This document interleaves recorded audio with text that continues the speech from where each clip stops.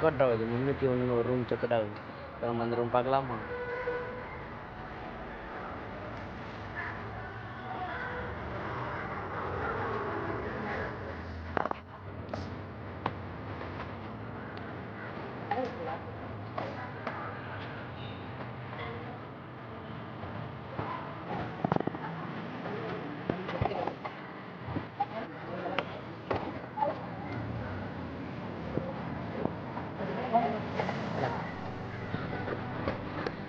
கேமராமேன்லாம் கிடையாது, நம்ம ஒத்தையில் தான் நம்ம வீடியோ எடுத்து நம்ம போடுவோம். நம்மள்ட்ட கேமராமேன் இருந்தால் நம்ம வீடியோ கொஞ்சம் சேக் ஆகாமல் நல்லா தான் இருக்கும்.